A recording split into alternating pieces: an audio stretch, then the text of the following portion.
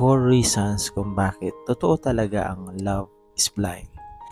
Yung tipong kahit pangit, nagiging gwapo o maganda siya sa paningin mo. Kaya makinig ka para malaman mo. Number 1. Totoo na love is blind. Kapag may feelings ka na, nag-iiba ang tingin mo. Yung mga mali, flaws niya, parang hindi mo na napapansin. Number 2, hindi lang itsura ang basihan ng attraction. Kapag mabait, nakakatawa, at marunong magtrato, automatic nagiging attractive siya sa paningin mo. 3, emotions ang nag-a-adjust ng perspective mo. Kung mahal mo yung tao, nagiging gwapo o maganda siya dahil sa connection nyo at hindi lamang sa look. Number 4, i-follow mo ako para malaman mong hindi mo siya minahal dahil sa itsura. Gumanda lang siya sa paningin mo dahil minahal mo siya. Sa tamang tao, hindi ka naghahanap ng perpekto, kundi nakikita mo yung halaga niya kahit hindi siya perpektong tao. Tandaan mo yan. God bless. Safe ka lang, kaya kanya pinipili. Masakit iyan natanggapin. Kasi iniisip mo, ikaw yung mahal, ikaw yung gusto, ikaw yung pinili. Pero kung titignan mo mabuti at susuriin mo, hindi ikaw yung hinahanap. Ikaw kasi yung nandyan. May pinagkaiba yon. Hindi ka niya pinili dahil ikaw ang best. Pinili ka niya dahil ikaw ang safe. Ikaw yung hindi lalayo. Ikaw yung hindi magloloko. Ikaw yung laging nandyan. Kaya komportable siya sa'yo. Pero hindi ibig sabihin nun, ikaw talaga ang gusto niya. Kasi once na dumating ang araw na mayroong dumating sa buhay niya na mas gusto niya, na nasa standards niya, ikaw yung unang mawawala. Pinili ka niya kasi sa kanyang paningin, option ka. Kaya ikaw, okay ka na ba sa pagiging safe? O gusto mo rin namang maging piliin kasi ikaw yung gusto? Tandaan mo yan. God bless. Sa isang relasyon, may isang naka-move on at may isang nagsisisi.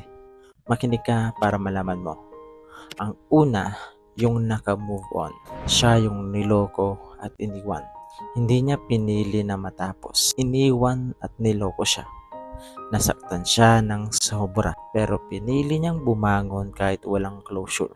Tinanggap niya ang katotohanan kahit hindi niya deserve yung nangyari. Dahan-dahan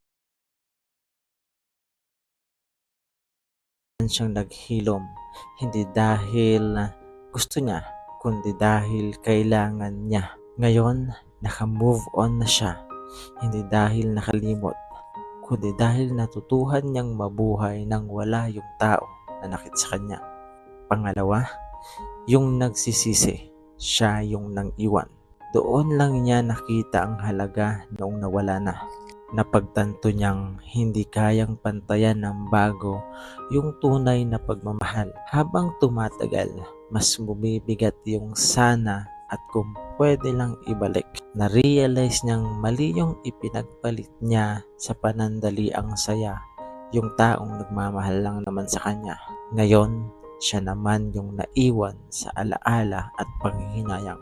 Kung ikaw yung iniwan, tandaan mo, di mo kasalanan ang maling pagpili ng iba.